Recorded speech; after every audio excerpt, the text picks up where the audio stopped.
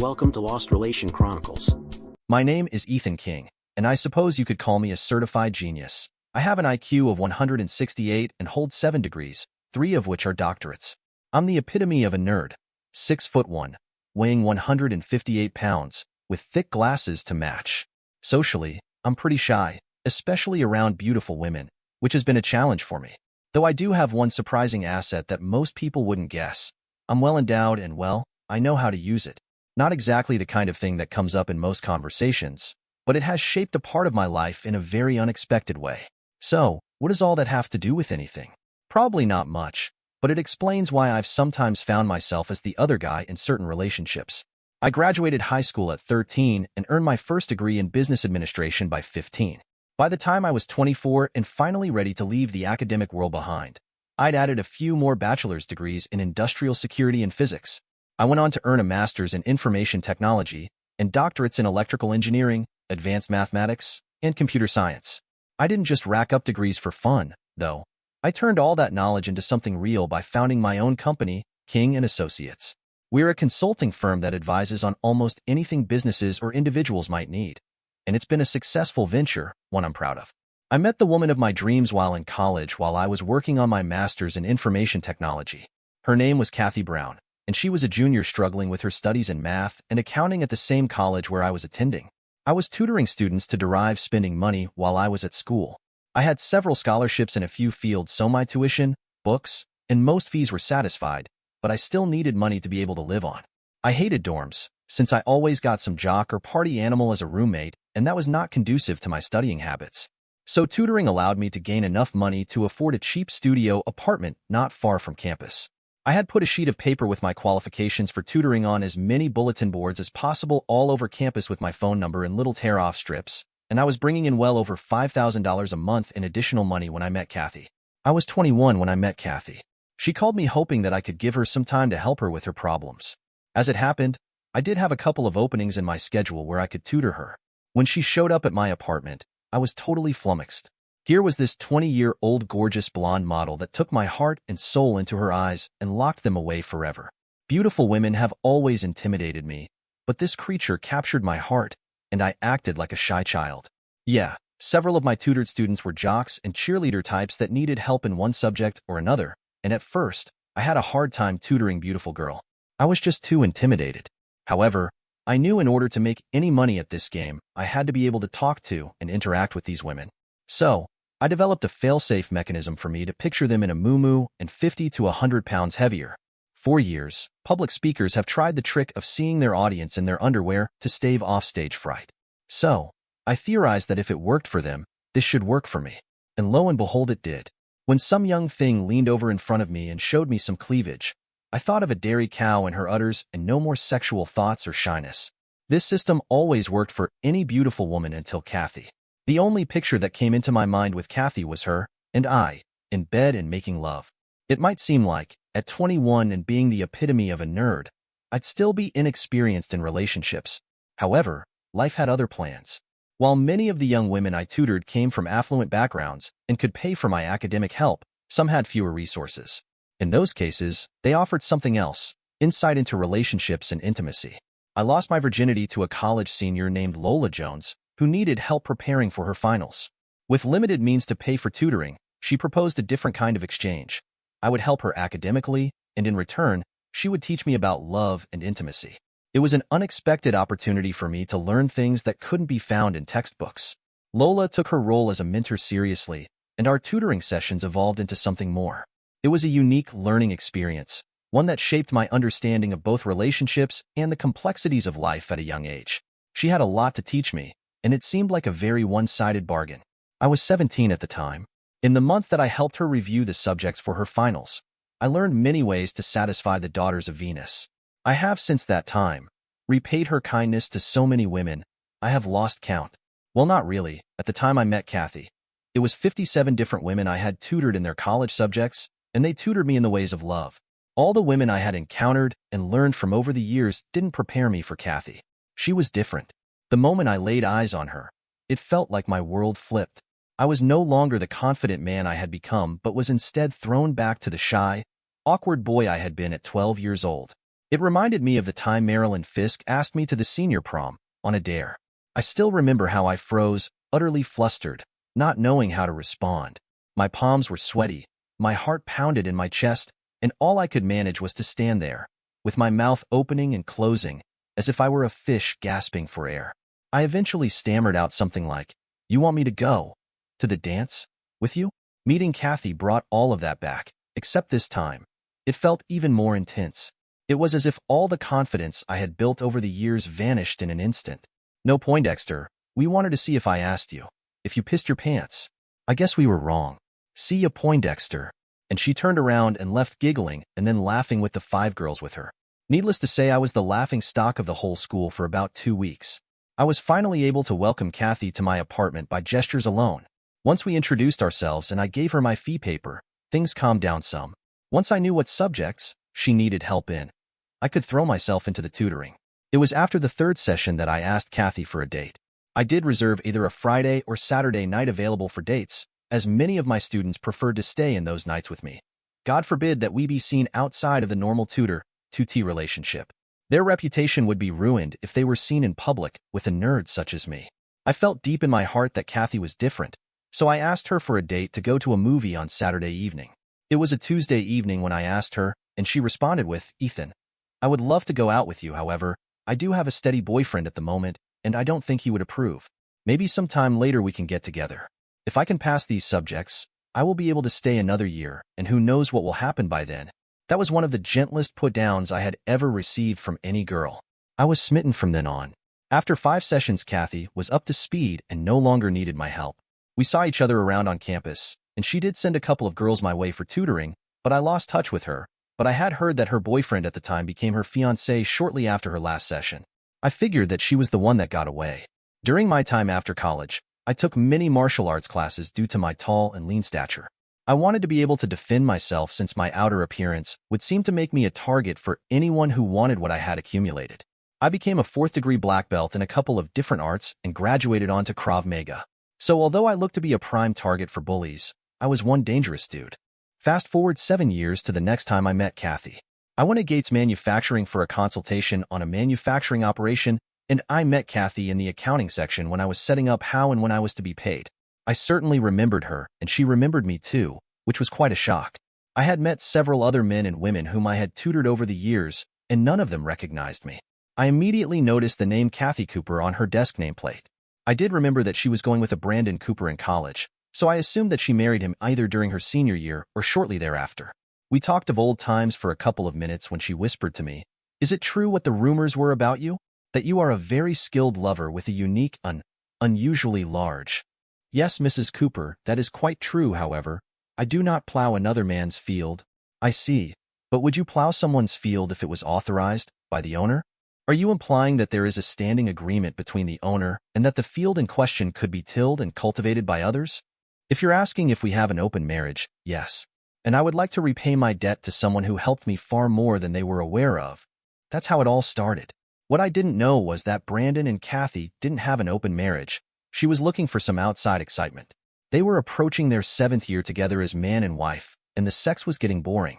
Add to that, Brandon was traveling a lot and leaving Kathy home alone, and you get the typical situation for cheating.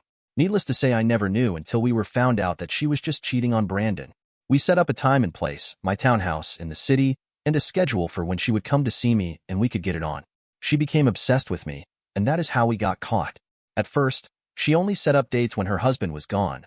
But 4 months later, she was visiting me in the evening after her work and telling her husband that she was having a drink or two with the girls after work. That was her downfall. I think if she had kept it to Friday evenings after work and not stayed for a double, we probably would have never been found out. It was a Friday night about 7 when I heard the door chime, and I grabbed a robe and went to the door. There stood 2 men, both almost 6 feet. Both were fairly well built, but a little paunchy in the middle. The one in front had a red face, and the one behind had a camera and took my picture. "Excuse me, gentlemen. May I help you?" "You damn right you can get out of my way, so I can get to that cheating 304 I married," said the red-faced man. I let them in, and then I asked, "I take it that you are referring to Mrs. Cooper. She is in the bedroom to the left. I was informed that you two had an open marriage, and I had your permission to dally with the lady in question." From the living room, red-faced Brandon Cooper said, "She's no lady. And you're damned right, I never authorized this little get-together, as he stormed into the bedroom with the photographer in tow. I heard several screams, whereupon I quickly entered the bedroom to see Brandon slapping Kathy. I stepped in and grabbed his arm as he set about another blow, but this time with a fist instead of an open-handed slap. I spun him around and then planted a fist in his stomach, and he oofed and sank to the floor trying to breathe. The photographer had been taking a video of the proceedings, and I asked kindly for him to make a copy of the video from me, as well as Mr. Cooper. Yes, sir, Mr. King. Whatever you want. I never saw someone do that to Brandon before. He is usually the one to be the victor. I don't want any trouble. I'm just here to photograph the infidelity. I have no problem with that, Mr. Ned Flanders, Mr. King. I'm a friend who Mr. Cooper wanted along to get evidence for his divorce.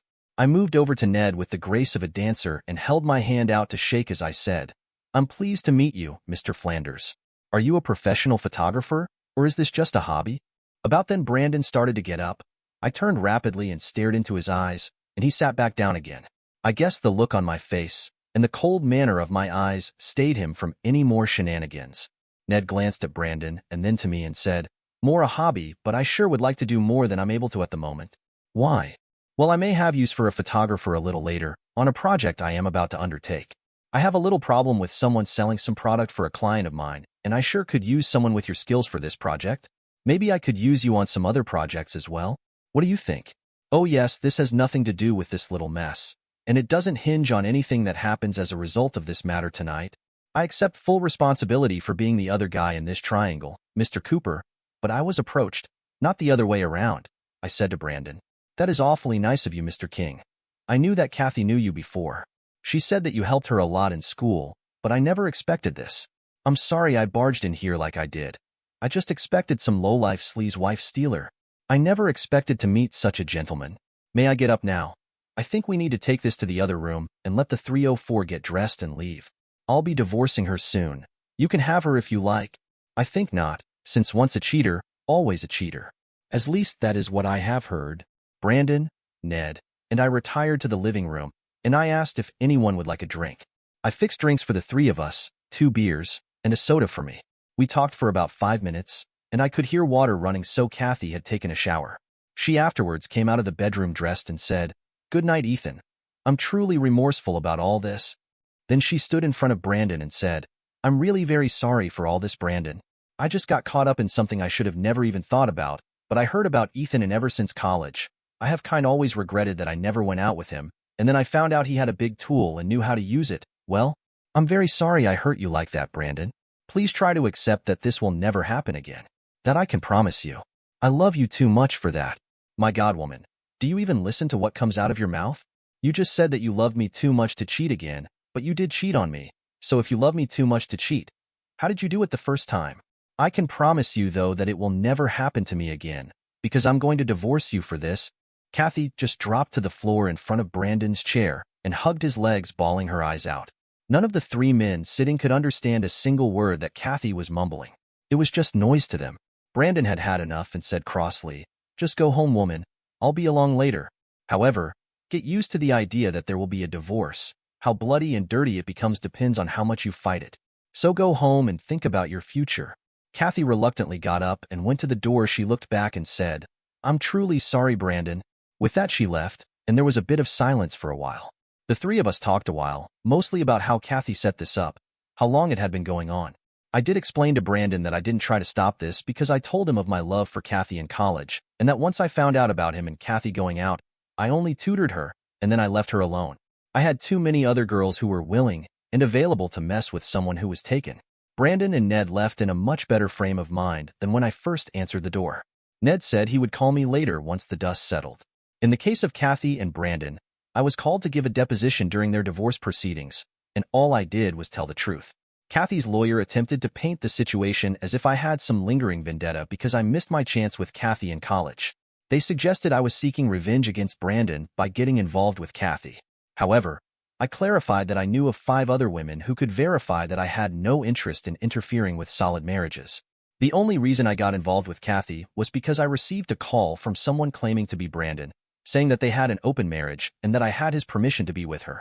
This revelation turned out to be even more problematic for Kathy, as it came to light that she had a coworker impersonate Brandon to make that call.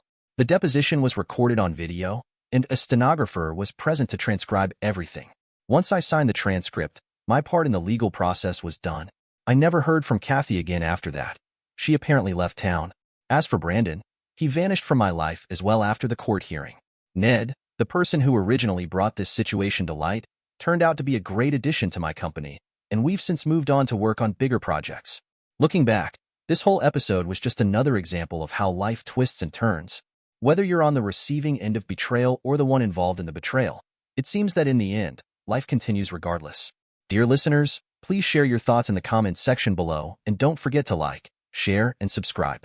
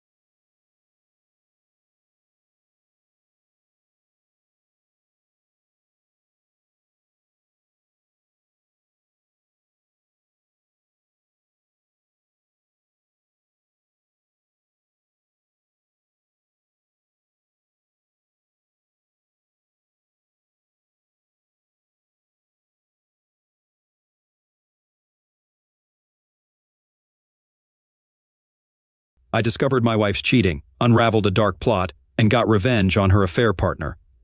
Seated at my desk, I checked my watch.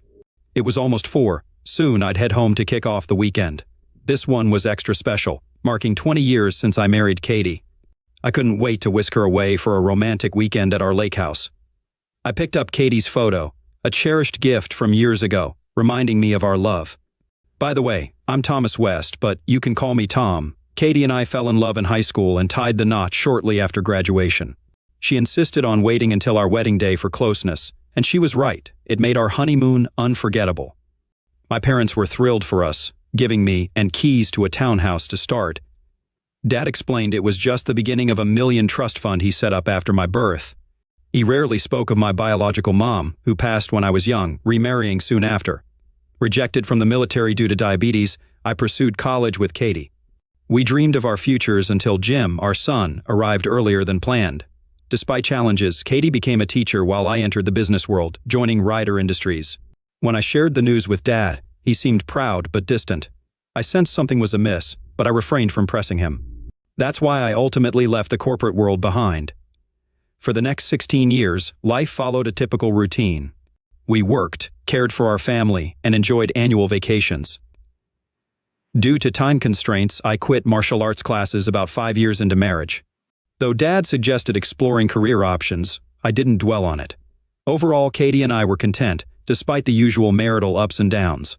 However, recently, I noticed changes in Katie's behavior.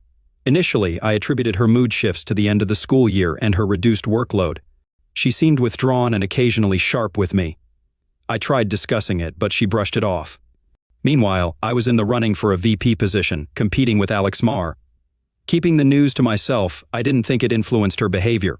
Then it hit me. Our son Jim's graduation and acceptance to West Point might be causing her anxiety about an empty nest.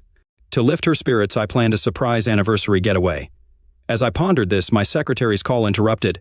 It was about a meeting with Jake Henderson, the CEO, likely regarding a promotion. I rose from my desk, tidied my tie in the bathroom mirror, and headed to the elevator, ensuring my smartphone was set to record the coming meeting. Arriving on the TH floor, home to the company's top brass, I made my way to Henderson's suite, where his assistant, Brenda, welcomed me. "Mr. Henderson is ready for you, Mr. West," she said, her grin piquing my curiosity. Henderson's voice invited me inside. As I entered his office, taking a seat opposite him, Harvey, one of Henderson's guards, poured me bourbon, a gesture of familiarity with my preferences. Henderson, relaxed in demeanor, took a sip of his drink before addressing me with a smile. After exchanging pleasantries, Henderson praised my politeness and inquired about my family. I assured him all was well, mentioning our son's recent departure for West Point and our upcoming 20th anniversary celebration. "Married for 2 decades?" Jake inquired, offering congratulations. "I called you here not to mess with you. I like you. Let's discuss my upcoming promotion. It's between you and Marlowe. The board needs to gauge your flexibility, your response to stress, and your dedication to our goals. Understand, a manager's day doesn't end at..." "I get it," I replied. "What specifics does the board seek?" "They want to witness your reactions firsthand," Jake explained. "They've reviewed your records, but they need more." "I'm not sure I follow," I admitted. Jake grinned, sipping his bourbon. "You'll get it," he assured. "How's your marriage?" "Solid, Mr. Henderson," I affirmed, sipping my drink. "Why do you ask?" "If it's as strong as you claim, cancel your weekend plans," he instructed. "Your wife should understand." He signaled Harvey, who ushered in Lenny Jameson, accompanied by Katie. She wore a revealing dress, surprising me with her appearance. The dress barely covered her backside. Though she glanced my way, she seemed unaware of me observing her medicated state. I noticed something white in one nostril. "Katie," I addressed her. "What's going on? Why are you dressed like that?" She remained unresponsive, her eyes glazed. Turning to Henderson, I demanded clarification. "What's happening? Why is she here like this? She's clearly medicated." "What did you give her?" Henderson chuckled, admitting to medicating her with a potent concoction. He gestured for Lenny to expose her further, revealing her bosom. I attempted to rise but found myself paralyzed, realizing Harvey had medicated me too. Henderson's sinister grin widened as Lenny undressed Katie completely, ignoring my protest. Henderson proceeded to engage in carnal acts with her, her glazed eyes betraying her medicated state. Furious and struggling against Harvey's grip, I glared at Henderson. "I'll eliminate you," I yelled. Henderson smirked. "Is that how you speak to family?" he taunted. "And in front of your dear wife?" She won't be my wife, I snapped. And what do you mean by family? Henderson revealed our shared parentage, shocking me. That's not true, I protested. Why? For many reasons, he explained. Firstly, as CEO, I have executive privilege. Secondly, I've always wanted to dominate my younger brother. You didn't think I hired you for your skills, did you? He revealed his calculated manipulation, claiming it was a long-term plan to reclaim what he believed was rightfully his. Have you planned this all along? I demanded. Of course, he admitted. It's the long game. Now, your fate and your wife's are in my hands. He outlined his intention to seek revenge for past grievances, shocking me with his twisted motives. You're sick, I accused. Henderson shrugged. Maybe, he conceded. It is what it is. Here's the plan, Tom, he began again. No divorce. Your wife now serves me financially and personally. She's my exclusive companion, accessible anytime, anywhere. I'm whisking her to New York for a board presentation. Relax. She'll return, albeit perhaps disheveled. You won't get away with this, I retorted. He chuckled. Deal, he countered. You're powerless. He signaled Lenny, who struck me, apologizing. Just business, Mr. West. I awoke in a hospital bed, machines humming around me. Dad, exhausted, sat nearby. A nurse tended to me, offering ice. Dad explained I'd been unconscious for 4 days since Friday night. 4 days? I echoed. It's Tuesday, Dad confirmed. You were dumped at the ER.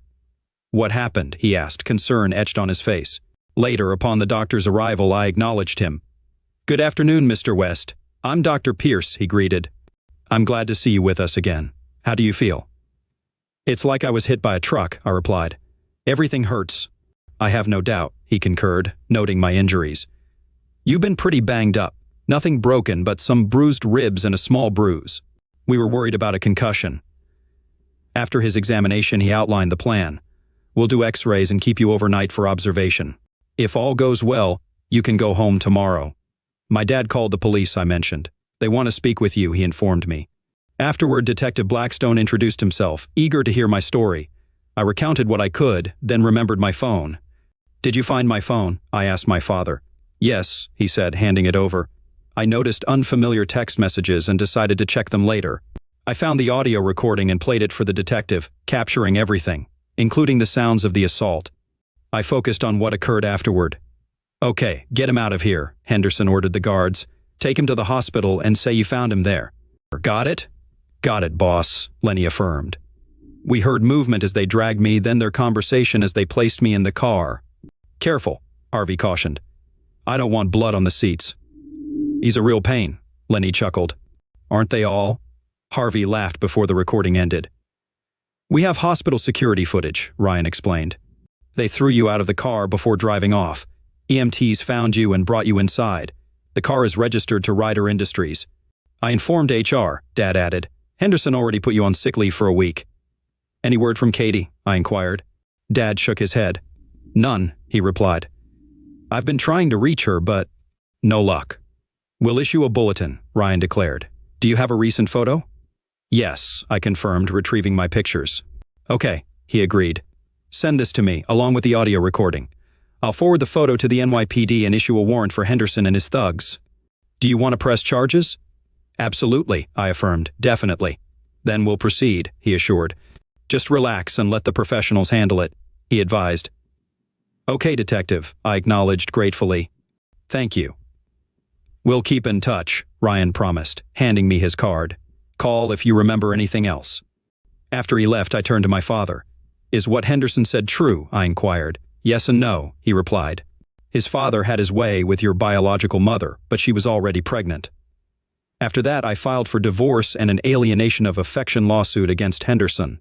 We couldn't do a DNA test back then, but we all have the same blood type, Dad said. He wouldn't bore me with all the details, but things at home worsened. My biological mother turned to drinking and medications, eventually dying from an overdose 6 months after I was born. Damn, I reacted.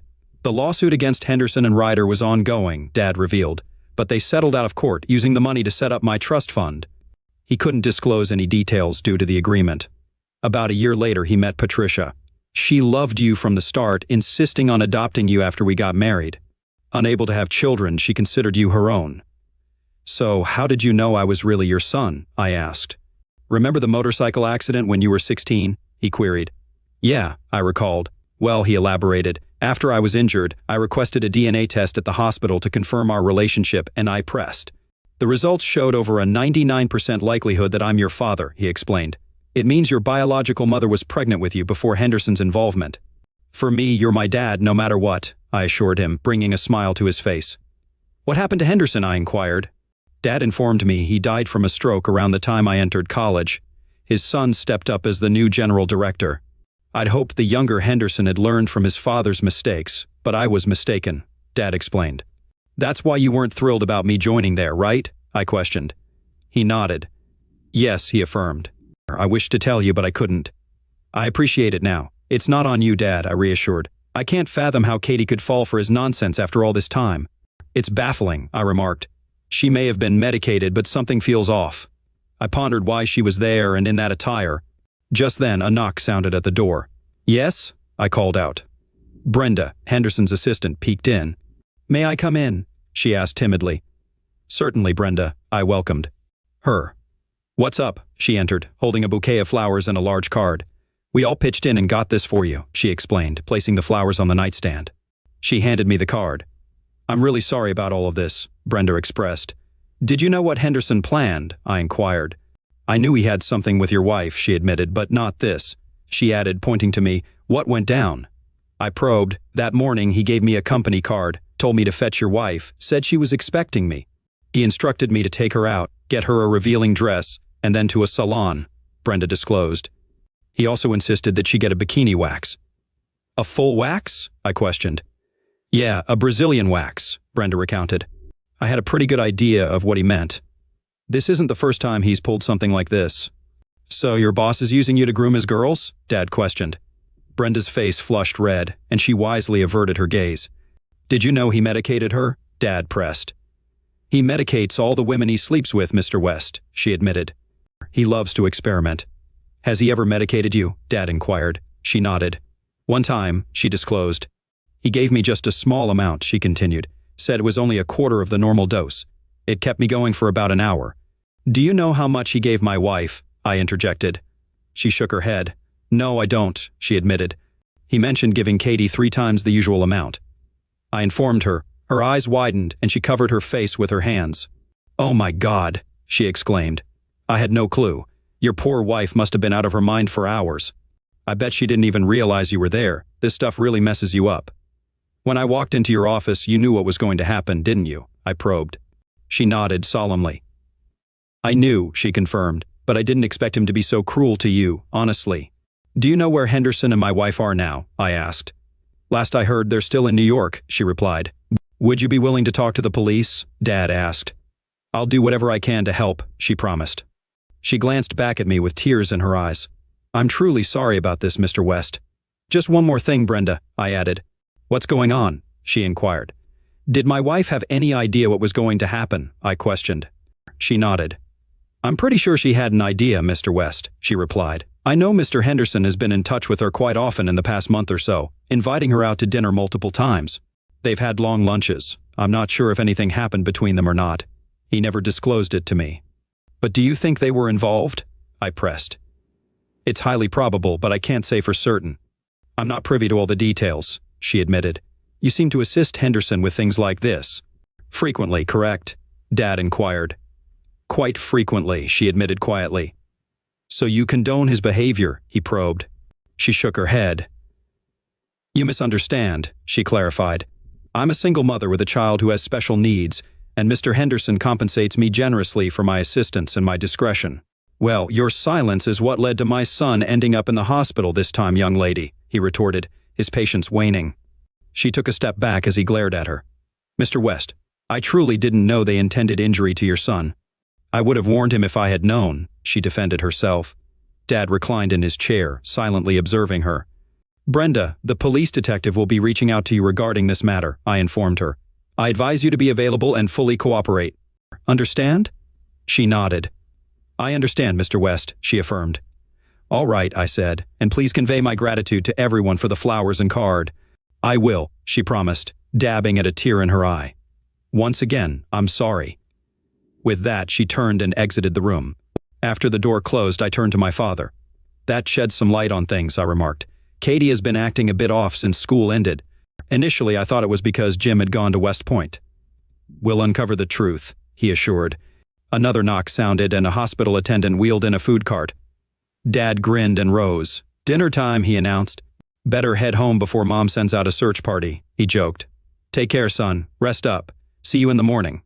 Thanks, Dad, I replied. Say hi to Mom for me and tell her I love her. We do, son, he affirmed. And hey, love you too. We fist bumped, and he exited. The attendant smirked at Dad's departure, then served my meal. It smelled decent, and hunger gnawed at me after days without eating. I devoured the meatloaf and potatoes, relishing the mushroom sauce. Though not up to Mom's or Katie's caliber, it sufficed. Even the broccoli, which I usually avoid, tasted all right. After finishing dessert, I sipped coffee and checked my texts. 4 messages awaited, each with a video. The first from Friday read, "Enjoy. Bet you wish you weren't here." Unfamiliar, I hesitantly opened it. Katie stood before grinning men, her dress akin to the one Henderson forced her to wear. Recognizing the board members, I braced for the worst. They stripped her, and she complied. Anguish brooded, it had bolstered the lawsuit. Summoning courage for the next message from Saturday morning, regret filled me as Katie frolicked with men. The third, late Saturday, depicted her with multiple partners. The fourth, from early Sunday, diverged. Katie and Henderson stared into the camera. Her bloodshot eyes and dark circles revealed torment. Henderson sneered. "This is your wife's new life," he taunted. Turning to Katie, he commanded, "Tell him who I am, honey." "Jake Henderson is my master," she stated, her voice devoid of any emotion. "That's correct," he confirmed. "And what's your new role?" Henderson inquired. "I am my master's undressed lovemaking toy," she declared. "I engage in carnal activities with whomever he commands, whenever he commands, and however he commands, as frequently as he commands."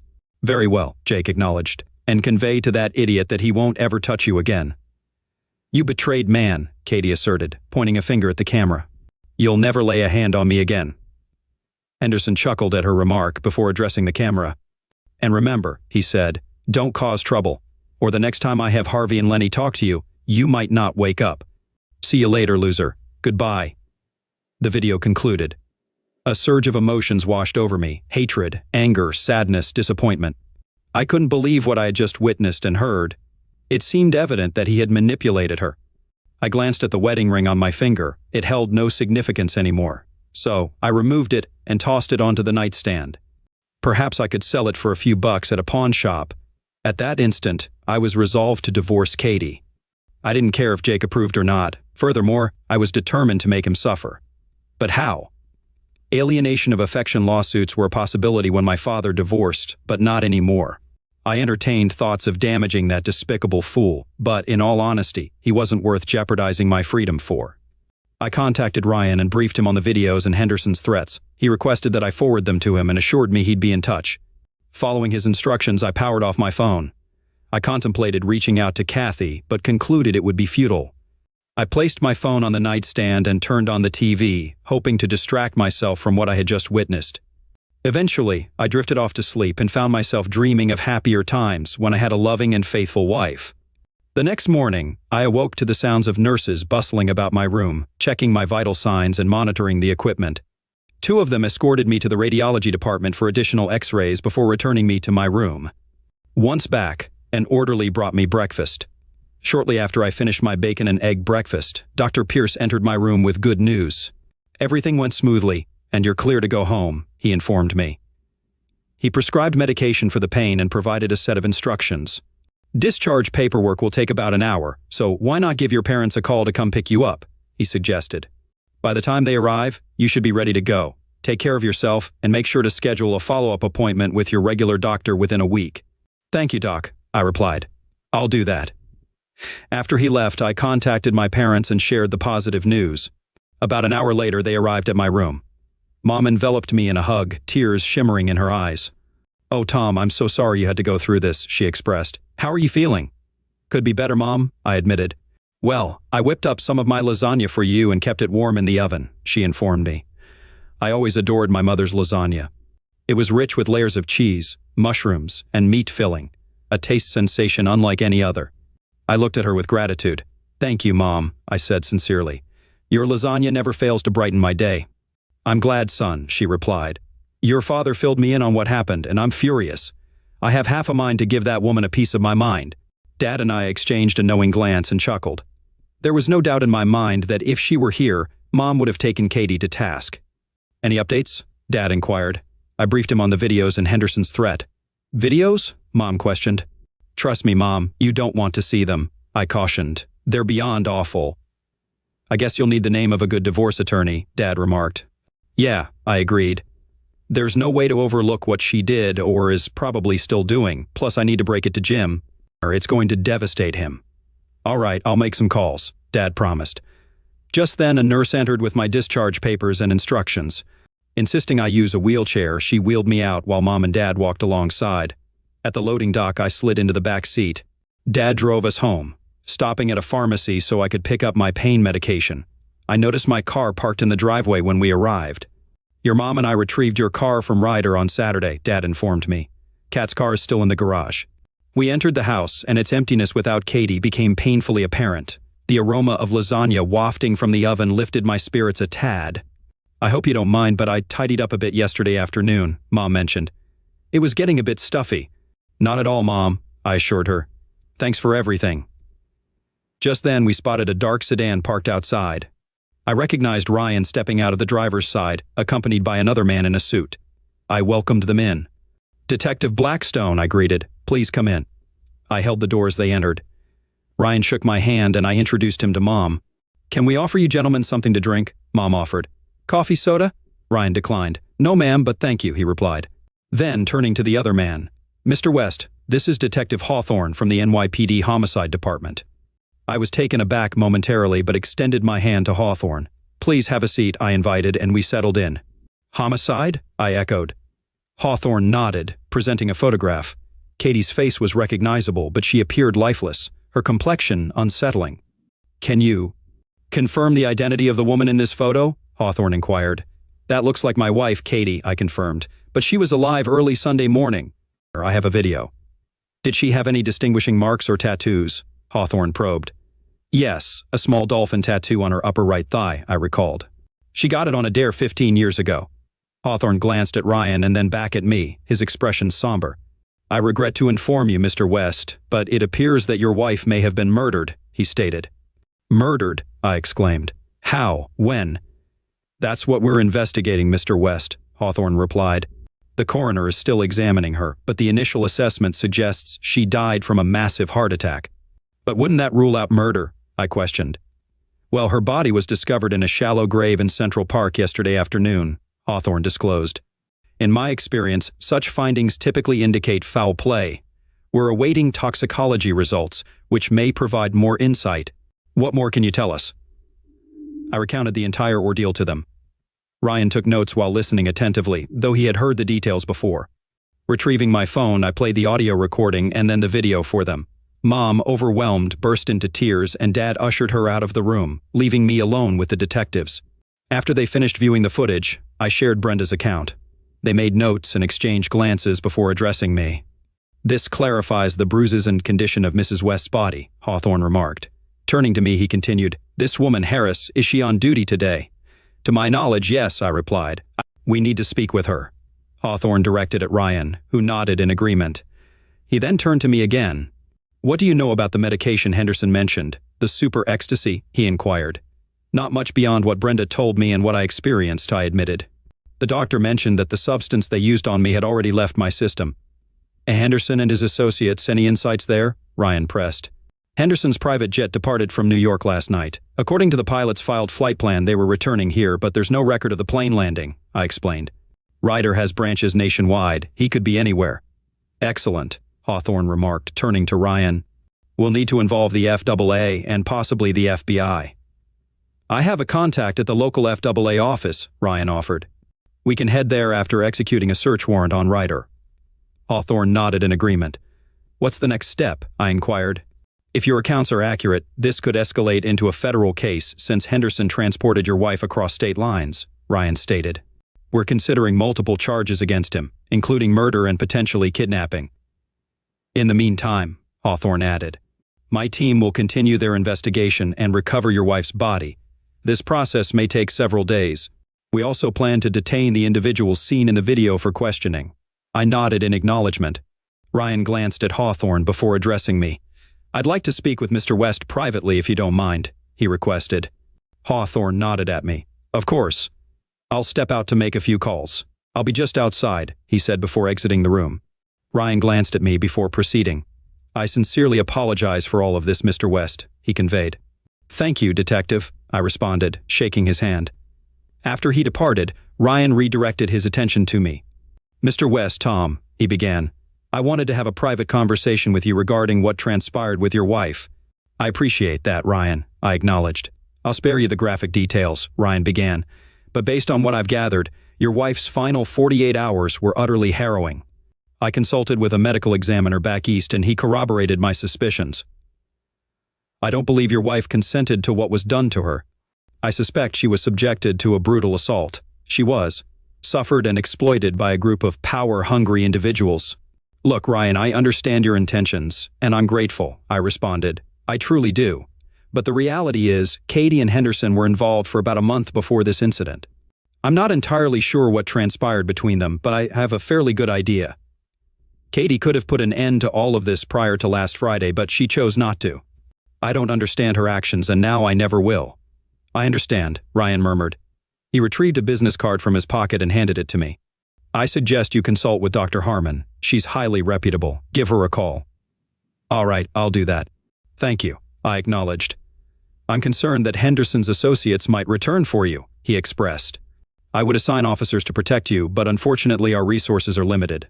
However, I'll instruct the dispatcher to increase patrols in your area. Do you want a firearm? No, I replied. He nodded. All right, he stated. In that case, always keep your doors and windows secured. If you suspect anything, dial emergency immediately. I'll remember that, Ryan, I assured him. Just then, Hawthorne re-entered the house. I just spoke with your partner, Johnson. He informed us Henderson is wanted nationwide, and we have search warrants ready to execute. Ryan nodded and stood up. We'll keep in touch, Tom, he said, shaking my hand. Hawthorne extended his hand. I offer my condolences for your loss, Mr. West, he conveyed.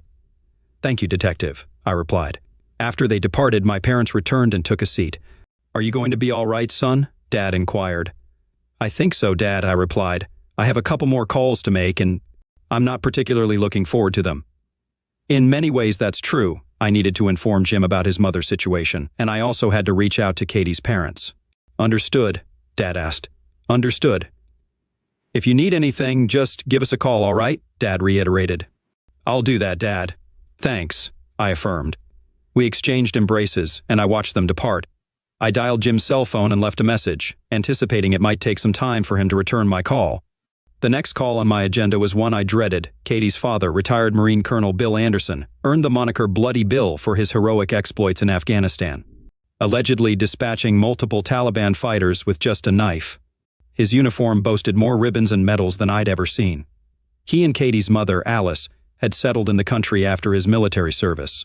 I hesitated to break the news of Katie's death to the colonel, but we had a good rapport and he insisted I call him Dad. Summoning courage, I called him. Anderson residence, he answered. It's me, Tom, I said. Are you okay? He asked, sensing my distress. Not really, Dad, I replied. Katie's dead. Shocked, he demanded details. After a brief explanation, he decided they'd visit at 4 p.m., adding a quip about civilian time. Got it, Dad, I chuckled, and I'll have coffee ready. With that, we hung up, and I sank into my chair, overwhelmed by grief. My world had crumbled, my marriage had faltered, and now Katie, the love of my life, was gone. Despite my disdain for her actions, I couldn't bear the thought of her passing away, unlike Henderson, who I viewed differently. I rose and indulged in my mom's comforting lasagna, a remedy that had always eased my troubles. Cleaning up afterward, I roamed the house. Each corner triggered memories of Katie and our life together. Realizing I couldn't remain in this house, I resolved to sell it once everything settled, opting for something smaller. Discovering Katie's phone on the nightstand, I unlocked it with her familiar 4-digit code. Annoyingly, it happened at that moment. Examining her call log, I noticed repeated calls from Henderson and Brenda's workplace, particularly on Friday morning. Scanning her messages, I found an exchange with Henderson from a few months back, lacking significant context. Perusing her emails, I found nothing incriminating. Turning off the phone, I placed it back on the nightstand. Checking the time, I realized it was already 3:45 p.m. I had no clue how much time I had spent on Katie's phone. Knowing the Colonel's punctuality, I headed to the kitchen and brewed fresh coffee, strong, just the way he preferred it. As the digital clock on the coffee pot struck 4 p.m., the doorbell chimed. I knew it was the Colonel, so I welcomed him and Alice inside. "Damn it, son, didn't anyone ever teach you to duck?" the Colonel exclaimed upon seeing my face. "My father tried, but I don't think I ever fully grasped it," I half-joked. "Come in." As they entered, another car pulled into the driveway. I observed a tall, lanky man stepping out and approaching the door. "I hope you don't mind," Bill mentioned. "After what you told me, I took the liberty of calling for reinforcements." By then, the tall man had entered the house, carrying a laptop bag and 2 more bags, leaving me wondering what was happening. Bill introduced him. "Ron, this is my brother-in-law, Tom West," he said. "Tom, meet Ron Wiseman. We served together in the Corps." "Pleasure to meet you, Mr. Wiseman," I greeted, shaking his hand. "Please call me Ron," he insisted. I glanced at the Colonel. "Ron and his wife have experience dealing with individuals like Henderson," the Colonel explained.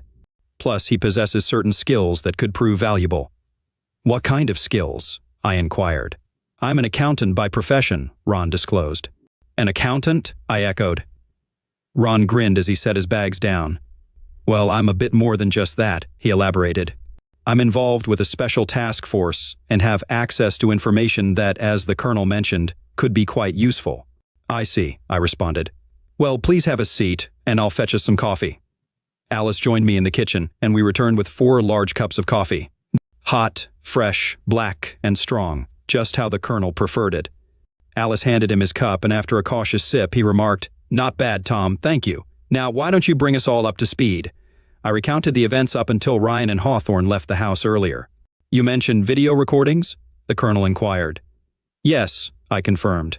"They're quite disturbing." "I'd still like to see them," he insisted. "Don't worry, after 30 years in the Corps, there's not much that Alice and I haven't seen." I retrieved my phone and played the videos for them. They watched all 4 before I returned the phone. Bill and Alice seemed visibly upset, but Ron remained composed, pausing the videos at times to scrutinize the individuals involved. "It's evident she was medicated," Alice remarked. Bill and Ron nodded in agreement. "But with what exactly, I'm not certain," I admitted. "Brenda, Henderson's assistant, mentioned something about super ecstasy or the like." "And Henderson medicated you too?" Ron inquired. "Yes," I confirmed, but by the time I was treated at the hospital, it had already left my system. By then, Ron had set up his laptop and connected to the internet. "Those 2 thugs who attacked you," he continued. "Did you catch them on video?" "Yes," I replied. I opened one of the videos and paused it so Ron could examine it closely. "Those 2 big guys over there are Harvey Strauss and Lenny Jameson," I pointed out, indicating them in the footage. "Can you send me these videos?" Ron requested, providing his email address. "Certainly," I agreed. I forwarded the videos to him, and Ron confirmed receipt of the files and began analyzing them. "You know, those aren't their real names," Ron remarked. "No, I wasn't aware," I admitted. "What are their real identities?" "They're former criminals," Ron disclosed. "They disappeared after their boss, James Brolin, also known as Jimmy the Weasel, was found murdered in his own bed. The authorities have been searching for them for quite some time." "How long have they been working for Henderson?" "I believe it's been a couple of years now," I replied. "Why do you ask?" "They vanished around that time," Ron noted. "Are you suggesting they've made Henderson a wanted man across the nation?" "Exactly," Ron confirmed. "All right," he said, clicking his mouse. "Let's see what we can dig up." He continued working, letting his program run in the background. "So, here's the plan," the Colonel interjected. After discussing further, Ron agreed to remain with me until these individuals were neutralized. "I'm not comfortable with you being alone here while they're still out there," he expressed. "Ron, keep me posted as soon as you get any updates on them, all right?" the Colonel instructed. "I'll take it from there." "Understood, Colonel," Ron replied. "And what about you?" I inquired of Bill. "It's better if you're kept in the dark, son," he replied. "Let's just say Marines handle our own business and leave it at that. Don't worry, Henderson and his associates will face consequences one way or another." "You mentioned you're off until Monday due to illness?" he asked. "Yes," I confirmed. "What's your plan after this?" he probed. "I can't remain at Ryder after all this," I stated. "I've decided to resign, giving 2 weeks' notice starting Monday. Additionally, I'm considering selling this house and downsizing." "I can't blame you," he sympathized. "Any update on when Katie's body will be released?" "It could be several days according to what Hawthorne told me," I relayed. "But if you need assistance with final arrangements, don't hesitate to ask," he offered. Thank you, Dad. I appreciate it, I expressed. Bill rose, signaling the end of the meeting. Alice and Ron followed suit. We should head out, dear, Bill addressed Alice. Ron, keep me informed of any developments. Will do, Ron assured. Bill turned to me and embraced me, a gesture that took me by surprise in all my years knowing him. I had never seen him hug another man. Everything will work out, son, he reassured me. Alice stepped forward after he released me and embraced me gently. I'm truly sorry for what happened, Tom, she comforted. Don't worry about a thing, all right? I won't, Mom, I assured her. Thank you for coming. You're welcome, she responded. And with that, they departed. Shortly after their departure, my phone rang. Seeing it was Jim, I answered and sat down beside him to recount the events. At first, he was taken aback by the news. Dad, that just doesn't sound like something she could do, Jim remarked. I know, it doesn't make any sense to me either, I concurred. Are there any clues as to why she did this? He inquired. No, son. I checked her phone and email, but there's nothing there, I explained. Maybe she has a burner phone somewhere, he suggested.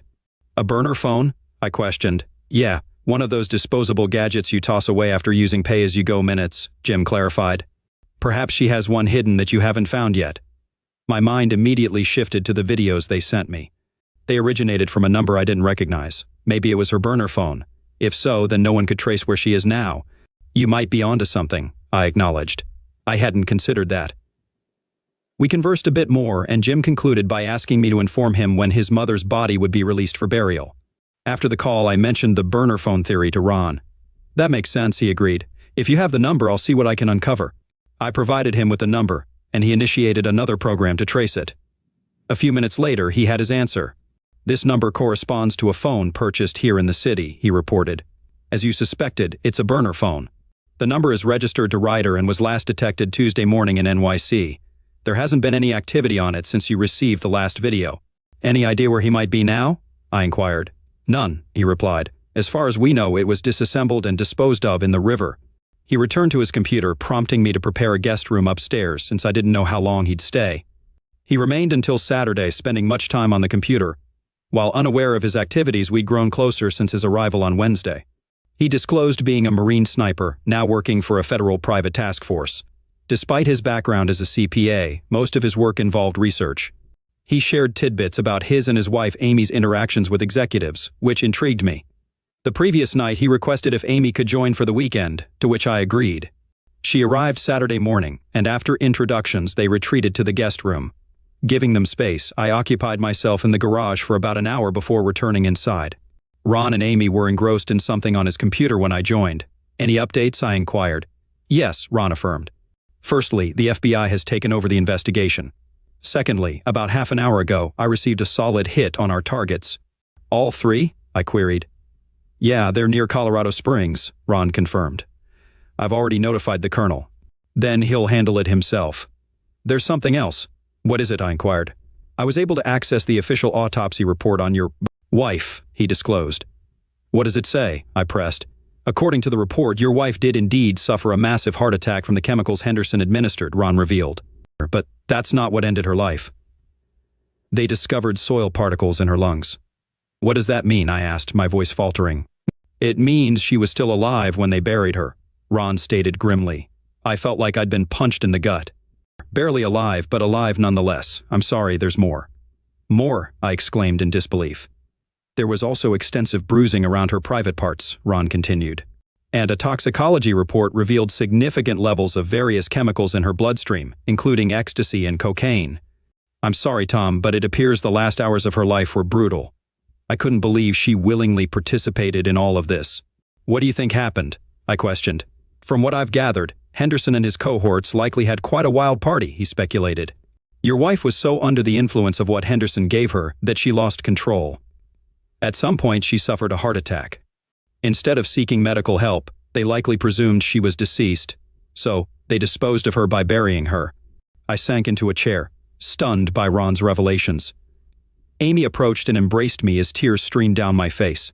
Henderson and his accomplices are wanted for murder, conspiracy to commit murder, the production and distribution of various controlled substances, and racketeering, among other charges, Ron disclosed. The other individuals in your videos have already been apprehended and charged, but Henderson is the primary target. What do you think his fate will be? I inquired. Ron shrugged. Who can say? He replied. One can only speculate about the workings of the courts these days. The next morning, I was awakened by my phone ringing. Glancing at my watch, I saw it was 4:30 a.m. I wondered who could be calling at such an hour. Answering, I heard a masked voice. Check your text messages, it instructed before hanging up. Opening the message, I found a video attached. In it, 3 naked bound men were dumped in front of a brick building. Recognizing them as Henderson, Lenny, and Harvey, I watched as a sign was hung around Henderson's neck, confessing to Katie West's murder. I pondered if the FBI would get involved. Finishing the video, I returned to sleep. 4 hours later, I descended to find Amy cooking breakfast in the kitchen. I hope you don't mind me trying my hand in your kitchen, she said. Ron gets cranky without his morning bacon. Not at all, I replied. I get a little cranky myself without bacon.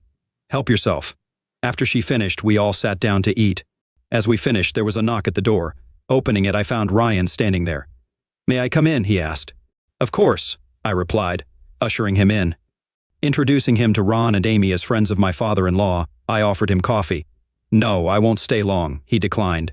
I just wanted to inform you that Henderson and 2 of his top accomplices were apprehended in Colorado Springs early this morning. That's good news, right? I inquired. Yes, he confirmed. They're talking. There are some questions about the circumstances of their capture, but I assume you're not privy to that. No, I'm not, I asserted. I've been here all night. Ron and Amy can vouch for that. Uh-huh, he responded. Well, I just wanted to keep you informed. Now I'll leave you to it. Take care of yourself. Thanks, Ryan, I expressed as he departed. Turning to Ron, I posed a question. You don't happen to know anything about this, do you? Don't ask and I won't fib, he replied with a knowing grin. I still suggest giving your father-in-law a call to express gratitude. Nodding in agreement, I retrieved my phone. Anderson, Bill greeted upon answering. Dad, just wanted to inform you that the police paid me a visit, I relayed. Henderson and his cohort were apprehended in Colorado Springs. Well, that's a relief, he responded. Ron advised me to extend my thanks, I added. Did he indeed? Bill inquired. Yes, I confirmed. So I wanted to express my appreciation. You're welcome, son, he replied warmly. I heard you received a call last night. That's correct, I affirmed. That sign was quite the touch. Do you think it gave him a lead? His grin indicated agreement. I sure hope so, he said. We'll catch up soon, son. Take care of yourself. I will, Dad, I assured. Thank you. The next Monday, I resigned from work, receiving understanding but regretful farewells. Then I visited a realtor to initiate the process of selling our longtime home, bracing myself for the emotional and logistical challenges. A week later, Katie's body was released by the New York medical examiner as her parents arranged her funeral. Despite conflicting emotions, I attended mainly to support Bill and Alice, who had been kind to me during this ordeal. Jim managed to take a break from West Point to join me at the funeral, where we shared memories and mourned together. I chose not to divulge Katie's actions to him, wanting to preserve his fond memories of her. Following the funeral, I consulted with a lawyer about potentially suing Ryder, as there seemed to be a strong case against Henderson and the board of directors, given their legal troubles. The trial against Henderson and the involved board members felt endless. The U.S. attorney pursued the death penalty for Henderson, while the defense filed numerous motions. I testified about my own experience and listened to others' testimonies. Brenda also testified, revealing that Katie wasn't the only victim of Henderson's medication and exploitation. When questioned, Brenda admitted uncertainty about whether Katie and Henderson had an affair before the incident. Video evidence suggested Katie initially rejected Henderson's advances, but later seemed to consider them. Searches of Henderson's office and home uncovered evidence of medication experimentation. Expert witnesses confirmed that many of the compounds he created were likely intended as date rape drugs. During the trial, I finally got the full story of what happened to Katie. It turned out that Henderson had kept her alive over the weekend with drugs and alcohol. At some point during their festivities, she experienced severe chest pain and collapsed, unconscious. The men claimed they checked her but couldn't find a pulse. Instead of seeking immediate medical help, which was nearby, they assumed she was dead. After cleaning her up a bit, they placed her in a car trunk and buried her in Central Park. Under questioning by the U.S. attorney, none of them admitted to having CPR training or medical qualifications. Their fate was sealed when a medical examiner found soil in her lungs matching that of the burial site, indicating she was buried alive. Some jury members visibly reacted to this revelation. At the trial's conclusion, Jake, his 2 accomplices, and everyone involved in the weekend were found guilty on all charges. The judge opted against the death penalty, sentencing Jake to life in prison, along with Lenny and Harvey. Others received slightly lighter prison terms. Civil lawsuits against Ryder and Henderson followed the criminal trial. The company lost most of its customers and went into receivership. Henderson, after paying a substantial sum, filed for bankruptcy. The fallout from Henderson's scheme to betray me was far-reaching. Katie was dead, and he and his cohorts were bankrupt and imprisoned. The company vanished, leaving hundreds unemployed. As for me, life moved forward. I sold the house and bought a 2-bedroom apartment. Closing the door on the house for the last time was bittersweet. However, I had my whole life ahead of me. My advisor suggested taking some time off, maybe a cruise to meet someone new. So, I booked a round-the-world cruise and headed to the airport, excited for the adventures that lay ahead.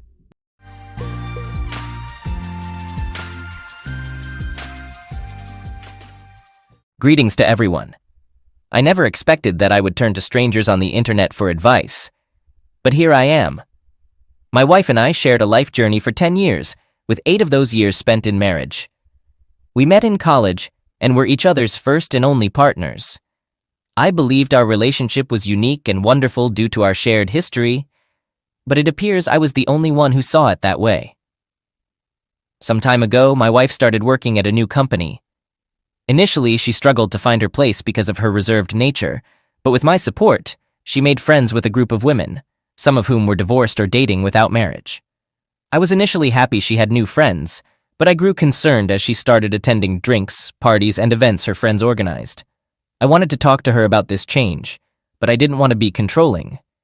Unfortunately, this change affected our life in the bedroom. My wife, who rarely initiated fun, was either too tired or not in the mood due to her constant outings. Eventually, a new manager appeared at her company, and my wife and her friends seemed to welcome him wholeheartedly. She began mentioning him casually, even discussing non-work-related issues he was involved in. I worried about her infatuation and expressed my concerns, but she brushed them aside. To my surprise, she brought up the idea of an open marriage to spice up our relationship. This shocked me because she had never shown such interest before and was not particularly open. Initially, I declined and asked if it was related to the new manager. She denied any connection but admitted she felt like she'd missed certain experiences. She assured me she didn't want to lose me, which is why she saw an open marriage as a safer option. I cautioned her about the risks, but naively, I agreed to the idea. And we set some ground rules, with the main one being no communication involvement with others in our home. Over the course of a year, my wife went on dates, had one-night stands, and eventually got involved with the manager. In contrast, my own experiences were limited to a few dates without any one-night stands. At some point, I felt the love I once had for her, the pure and innocent bonds of marriage, had faded, and it was tearing me apart inside. I found solace in the company of an amazing woman from South Korea who had recently moved here. We went on unforgettable dates, had easy conversations, and shared and communicate relationship. The passion between us was like nothing I'd ever experienced. Initially, my wife found it amusing, but she started doubting the depth of my relationship with my new partner. In response, I reminded her that this arrangement was her idea and expressed my concerns about her relationship with the manager. She remained silent and kept her thoughts to herself. Her behavior drastically changed. She began coming home early to cook dinner and clean the house meticulously. She even visited my office to bring lunch and initiated communication in the bedroom. Normally, these gestures would have made me happy, but in the context of our open marriage, it was hard for me to reciprocate. When we did communicate, it was just to get it over with. Something had changed in me regarding my wife, and I felt she sensed it too. I mustered the courage to ask her what led to her change in behavior, desperately seeking an explanation. She replied that she wanted to show me her love and happiness in our relationship. I couldn't help but laugh at the irony. I proceeded to tell her about her circle of friends, the manager she talked about, and her one-night stands. She went to bed in tears that evening, without giving any response. The next day, she confessed that she wanted to end the open marriage, admitting it was a terrible mistake and expressing deep regret for everything that happened. She implored us to focus on our relationship with each other. I asked her to be completely honest and reveal the true motivation behind it all. To my surprise, she admitted that her friends had suggested the idea to her, sharing stories of their communicate adventures that piqued her curiosity. When her manager came into the picture, he encouraged this open lifestyle, pushing her further down that path. What began as an emotional connection eventually led to a physical romance. She described the experience of the open marriage as feeling like she was driving a high-speed car while intoxicated, a dangerous and reckless situation. Initially, she found this new lifestyle exciting, but now the consequences had become overwhelming. She realized she didn't need comparisons. What we had together was truly unique and special. Regret overwhelmed her as she realized the gravity of what had ruined our marriage and extinguished hope for a future together. I admitted that I might not be able to see her as my wife anymore, which devastated her. She fell in front of me in silence, and I held her as she cried, seeking comfort in our shared silence. Eventually, exhaustion got the best of her, and she fell asleep in my arms on the couch. In an attempt to make things right, she took a courageous step. She resigned from her job and cut ties with her friends and manager. She genuinely wanted to spend the rest of her life making amends with me and working hard to rebuild my trust, becoming a true wife. However, I haven't ended my relationship with my mistress. To be honest, my mistress makes me feel like a man, giving me a sense of confidence and strength that I haven't felt in my marriage for a long time. To make things even more complicated, we have our first marriage counseling session scheduled in just a couple of hours. I'm not sure how everything will turn out, but I'm hopeful for a positive outcome. The therapist seemed pleasant and experienced, which gave me some hope at first. They appeared unbiased and genuinely willing to help us address our issues. Despite it being our first session, my wife wasted no time in laying it all out on the table. She bravely admitted that her friends had influenced her, making her wonder if she'd missed out on certain experiences. It's worth noting that although some of her friends were divorced, none of them were married. The therapist astutely pointed out that such thinking can be detrimental to a marriage. The disparity in experience and the desire for what might have been can create significant tension in a relationship. My wife agreed, admitting that after the new manager started showing interest in her, some of her friends suggested she explore this possibility, viewing it as a way for her to discover herself. Despite feeling guilty, she revealed that she never engaged in physical communication until one of her divorced friends proposed an open marriage as a sort of loophole. This friend convinced her that some couples actually grow stronger after such an experience. Unfortunately, my wife admitted that she convinced me to agree to an open marriage, something she now deeply regrets. She described her so-called adventure as exhilarating but empty, lacking true meaning. Doubt started creeping into her mind, causing her to question her reasons for embarking on this path. She saw the pain in my eyes, and it deeply affected her. Initially, she thought that I would eventually come to terms with her situation, given that I was also dating. But everything changed when my mistress became a constant presence in my life. I began to smile again and seemed happier. My mistress's messages or phone calls lit up my day. These subtle changes in my behavior made her realize how it was affecting our relationship. She confessed to experiencing anxiety and panic attacks for no apparent reason. Seeking advice, she turned to her friends, but they dismissed her concerns, deeming my reaction a normal part of our adventure. However, one friend eventually pointed out that my mistress seemed to make me genuinely happy. The harsh truth hit her. It wasn't her who brought me joy, but another woman. Realizing the gravity of the situation, she turned to her friends in desperation, asking for help in winning me back. Shockingly, they callously questioned why she had initiated an open marriage if she couldn't handle the consequences. It was then that she realized how toxic and destructive these people were to our marriage and the life we had built together. In response, she began working tirelessly to regain my love and trust, willing to do whatever it takes. For my part, I didn't say much during the counseling session, but I mentioned that my mistress was still in the picture. The therapist pointed out that as long as my mistress remained involved, there could be no solution to our problem. They recommended another counseling session in 2 days to further assess our complex situation. The therapist acknowledged the unique nature of our relationship as each other's first partners, and it seemed like they were determined to help us navigate this challenging period and find happiness. It seemed like the therapist genuinely believed that with the right guidance and effort, any storm could be weathered.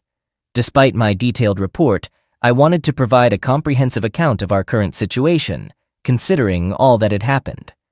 I decided to move into my brother's apartment. Although he offered it for free, I insisted on paying a minimal rent to maintain a sense of independence. As I dug deeper into uncovering the truth about my wife's behavior and her manager, disturbing revelations came to light. During the second counseling session, I asked some probing questions. I inquired if there had been any physical involvement before we opened our marriage. In response, she turned away, gazing at the floor, and begged me not to force her to say it out loud. Reluctantly, she confessed that while it wasn't physical communication in the traditional sense, they had engaged in pleasuring each other in each other's presence. This manipulator had convinced her that it wasn't real cheating because it wasn't traditional physical communication. He distorted the situation, claiming they were appreciating each other's beauty in its entirety. Her confession hit me like a ton of bricks, leaving me speechless and utterly shocked. She began trembling uncontrollably, struggling to catch her breath amidst a flood of emotions. Tears streamed down her face and she apologized for her actions. Even the therapist, taken aback by the revelation, feigned disbelief. My wife dropped to her knees, clinging tightly to my legs, expressing deep remorse. In that moment, she truly regretted the pain she had caused. Out of curiosity, I probed further to understand what had caused her change of heart regarding the manager. She recounted a specific incident when she distanced herself from the group. It was during this time that she noticed a shift in his behavior toward her. One evening, while leaving a meeting, she overheard him talking about her with another male colleague. To her horror, he expressed surprise at how easily he could manipulate her, emphasizing that even the quiet ones couldn't be trusted. When asked if he had genuine feelings for her, he callously remarked that she was a pleasant but insignificant distraction. This revelation shattered her perception of him. To make matters worse, the manager revealed that he had no intention of ending his engagement with his fiancée. He heartlessly stated that his relationship with my wife was merely a way to fulfill temporary desires, emphasizing that he shared a real connection and understanding only with his bride. He expressed some sympathy for me but coldly shrugged off the situation as a mistake. The realization that she meant nothing more to this man than a conquest was a devastating blow to my wife. She was overwhelmed by guilt for betraying me for a fleeting pleasure. She left her workplace in despair and found solace in the parking lot, where she physically displayed the emotional shock by vomiting. With tears in her eyes, she admitted that, at first, she was consumed by remorse. She doubted her actions and asked for my forgiveness repeatedly. She expressed deep regret for the pain she had caused. Out of curiosity, I wondered if she had developed feelings for the manager and if her love for me had waned. Through tear-filled eyes, she met my gaze and firmly declared that she had never stopped loving me. Strangely, this revelation only intensified the pain because it showed that, despite her love for me, she was drawn to something else. She now understood how foolish it was to mistake it for love. In that moment, she squeezed my hand tightly, emphasizing her sincere regret and the depth of her emotions. She admitted her mistakes and fondly remembered the connection we had before everything went awry. In an attempt to reconcile, she suggested moving and starting a new life together as initially planned. However, I was torn. Recognizing that continuing my relationship with my mistress would be unfair, I explained that I needed time to sort out our complex situation with my wife separately. Hearing this, she experienced a severe emotional breakdown, sobbing uncontrollably and clinging to me, as if fearing my disappearance. It took the consultant and me some time to calm her down and restore stability to the conversation. As I began packing my things to create some distance and clarity, a video call interrupted our plans on my wife's laptop. It was one of her former friends, visibly upset and in tears. Shockingly, it turned out that after my wife left her job, this friend had an affair with the manager. Additionally, she became pregnant, which led to a dramatic change in the manager's behavior. This revelation demonstrated the extent of his character change, and it was even more disappointing that this friend already had a boyfriend with potential for a future together. Curiosity seemed to be a recurring theme, and she confessed that her affair was driven by a desire for new experiences. It was a depressing insight mirroring the patterns we encountered throughout this tumultuous journey. It was revealed that her friend's boyfriend discovered email correspondence between her and the manager discussing a possible pregnancy, leaving him shocked. Instead of taking responsibility, the manager accused her of trying to trap him with a child. Consequently, her boyfriend ended their relationship. Seeking comfort and advice, she turned to my wife, believing that she had saved our marriage. However, I could no longer accept this situation and left, finding refuge in the apartment where I've been residing since. Significant events soon unfolded. It turned out that the ex-girlfriend who experienced the fear of pregnancy was indeed pregnant. Unfortunately, the stress from the loss of her boyfriend and the humiliation due to infidelity causing a strong emotional reaction. She exposed the manager to the top management and his fiancé. Out of curiosity, I came across the manager's fiancé on Facebook and was surprised to see her portrayed as an ideal girl from a small town. Her profile depicted her as a teacher for children with special needs who valued family and home. Unexpectedly, the ex-girlfriend who had experienced the fear of pregnancy contacted me. She intended to gather evidence against the manager and wanted to hear my version of events in person. We both took COVID tests for safety. Seeing her pain and exhaustion, I realized she was deeply wounded. Obvious signs of fatigue, dark circles under her eyes, and redness indicated her struggle with sleepless nights and inner turmoil. Despite her weariness, she expressed gratitude for meeting and offered heartfelt apologies for her role in my wife's ill-fated adventure. She explained that she had reconnected with my wife, learned about my decision to move out, and decided to take responsibility for her actions. She insisted on a face-to-face meeting, appreciating her willingness to take such steps. I couldn't help but wonder why she was so determined. She explained that the loss of her child and the love of her life had brought profound changes to her soul. This transformative experience gave her a new sense of purpose. She felt disgust and self-pity, unable to sleep, haunted by her ex's face. Meeting me was, in a way, a form of self-punishment for her actions. She shared that communicating with colleagues was a clear breach of conduct rules, compounded by his influential position in the company. There was a high likelihood that he could be fired and potentially blacklisted from the industry. She had come to terms with the potential consequences for herself. After listening to my perspective, she thanked me for sharing my story and apologized with a heavy heart. She left, burdened by remorse, as she tried to gather her belongings from our former home. I picked a time when I assumed my wife wouldn't be present, but to my surprise, she was there, surrounded by our wedding photos and deep in thought. When she noticed me, tears streamed down her face. She tried to hug me, but I gently pushed her away, focusing on retrieving my belongings. However, she insisted on showing me something important on her phone. She revealed a message from her former supervisor filled with anger and rudeness, which she had received 2 days earlier. Evidently, he had used a new number to contact her since she had blocked his previous one. My wife explained that she had a part in helping her ex-girlfriend expose the manager to relevant parties. She believed that revealing the secret would weaken him and give our relationship a chance to recover. While I expressed gratitude for her courage, I conveyed that it wouldn't change our relationship. I also mentioned my decision to discontinue marriage counseling. She sobbed softly and expressed her understanding. Although one might expect me to feel satisfaction or anger after the prolonged turmoil, I, instead, felt numb towards her. Recognizing that this emotional reaction was abnormal, I decided to address it through individual counseling, focusing on my well-being and interests. Following my brother's advice, I consulted with a divorce lawyer.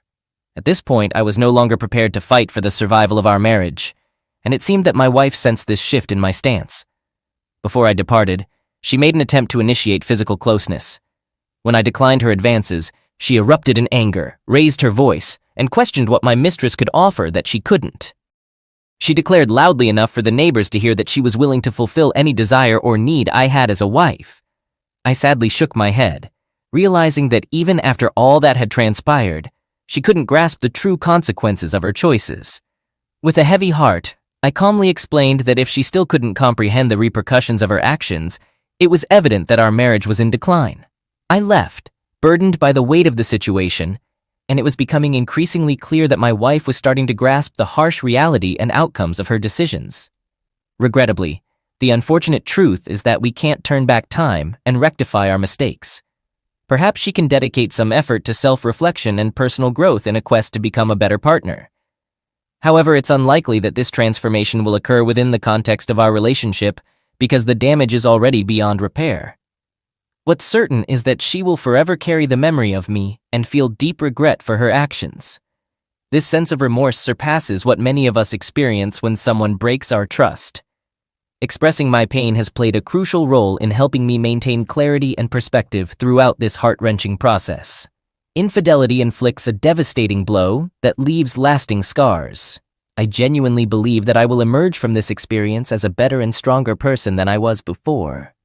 I experienced a moment of anger before resuming the call and inquiring with Amy, my sister-in-law, about her invitation to that man to meet us at the hospice. Amy confirmed that she had indeed invited him, though she had initially tried to dissuade Elaine. She wasn't sure about Elaine's reasons for wanting him there. I expressed surprise that Susie might also be present, but Amy clarified that Elaine had mentioned the 3-year-old was too young to hear their discussion. I decided to drop Susie off at her parents' place before heading to the hospice, and Amy and I made our way to the hospice together. Upon our arrival, Amy and I received a warm welcome from the nurse, Cindy, who informed us that Elaine was having a good day and had used the morphine pump less frequently. We then proceeded to Elaine's room, and Amy assured me that everything would be okay. The room had a peaceful atmosphere with a garden view, but my discomfort increased when I noticed Trevor sitting by the headboard. I greeted Elaine by shaking her hand instead of with a kiss, and sat down with Amy on the opposite side of the bed from Trevor. Elaine began by expressing her gratitude for our presence, acknowledging the awkwardness of the situation, but emphasizing that they all wanted what was best for our daughter, Susie. I reiterated that Susie was my top priority, directing my gaze at Trevor and questioning his presence. Elaine, however, delayed her explanation, initially thanking both Amy and me for our support and describing Amy as an exceptional big sister. She also revealed her struggle with infertility and her gratitude for Amy's support through the infertility testing and in vitro fertilization process. Elaine praised Amy as her hero and a wonderful aunt to Susie. She expressed her confidence that Amy would continue to love and care for Susie and help me raise her. Then, Elaine broached the more complicated matter, acknowledging the pain her relationship with Trevor had caused me. I expressed my irritation and questioned her reasons for cheating on me with him. Elaine attributed her actions to the desperation she felt during their struggles with conception, despite Amy's assurance that my participation count was fine. I didn't quite believe her, and I glanced at Amy, who simply shrugged. Elaine explained that she had been desperate and ready to try anything. Trevor worked in the office next door, and one day during lunch, he saw her crying. She looked at Trevor with a smile and continued that Trevor had been kind and comforting, holding her hand while she cried, and over the next few months, they became close friends. I snorted and rolled my eyes, expressing my disbelief. I commented that I understood she might have been desperate and willing to try anything. Elaine added that Trevor had volunteered to assist, to which I responded with a disdainful look and suggested that he should have stayed clear. Elaine then detailed her reasons for her actions, explaining that, initially, her motive was to improve her chances of getting pregnant. However, over time, she and Trevor had fallen in love. She described it as an incredible experience and expressed her desire to find a way to keep both me and Trevor in her life. I questioned why she would think I'd ever agree to such a situation, and Elaine admitted she had been afraid I would divorce her when I found out about her affair. Instead, she described how I had become her hero for supporting her throughout the entire IVF process. She acknowledged that, despite having considered divorce, I had prioritized our child and decided to stay. She believed this demonstrated that I still loved her enough to ask one last favor. She then asked that I allow Trevor to be part of Susie's life and grant him joint custody after she was gone. I looked at Trevor, who appeared concerned and unlike his usual self. I was taken aback by Elaine's request and exchanged surprised glances with Amy. Finally, I firmly refused, stating there was no way I would agree to giving Trevor joint custody. Elaine, after looking at me in amazement and shedding some tears, composed herself and conceded that she had hoped for a more understanding response, but had no choice, so she insisted I had to give Trevor joint custody. Elaine revealed that Susie was not my biological child. In response to my questioning, she explained that she had wanted a child with each of us, and she had convinced Amy to use Trevor's analysis for IVF. She had planned to use my analysis for a second IVF in the future. However, due to her cancer diagnosis, that plan was no longer possible. Turning to Amy, I raised my eyebrows, and she confirmed that she had used Trevor's IVF sample at Elaine's request. She expressed confidence that a DNA test would confirm her parental rights to Susie. Trevor was smirking, but Amy quickly clarified that a DNA test wouldn't help him at all. She explained that Elaine had tried to persuade her to use Trevor's IVF sample, but she had refused and discarded it as medical waste. My genetic material was the only one used in our IVF. Elaine became upset and yelled at Amy, asking why she had done this. Amy defended her decision, emphasizing that what Elaine had asked her to do was not only selfish, but morally wrong. She revealed that Elaine's comment about being a genetic dead end was untrue. Elaine realized her mistake and asked for forgiveness. Amy explained that the eggs that combined with my analysis were hers, making her Susie's biological mother. She also mentioned that after Elaine was gone, we would get married, and she would legally adopt her own daughter. I responded firmly to Elaine, making it clear that I had no intention of willingly sharing her or my daughter with Trevor. I questioned Elaine about why she hadn't pursued a divorce and had gone through IVF with me. I expressed my anger, telling her that when Amy revealed her request to switch my materials with Trevor's, I had been close to kicking her out of the house. I also mentioned that Amy and I had fantasized about taking revenge on both Elaine and Trevor, but had ultimately decided on a more suitable response to their betrayal. We had considered the possibility of using Elaine as a surrogate mother, but various factors, including cancer, had made that plan unfeasible. Elaine asked about her eggs, and Amy informed her that they were stored in the clinic's freezer, anonymously labeled. Amy explained that they might be used by one of her patients in need of an egg donor in the future, but Trevor wouldn't have any involvement with the baby. Despite the circumstances, Amy and I expressed our love for Elaine and offered her a chance to make amends before her passing. We emphasized the importance of making her remaining days special for Susie, who would face a challenging time after her mother's pass away. We mentioned the story we would tell Susie about her birth, giving Elaine a choice between being portrayed as the deceitful woman who betrayed me or as the brave sister who helped us fulfill our dream of having a child. We asked Elaine if she wanted to be a hero for Susie, at least for once.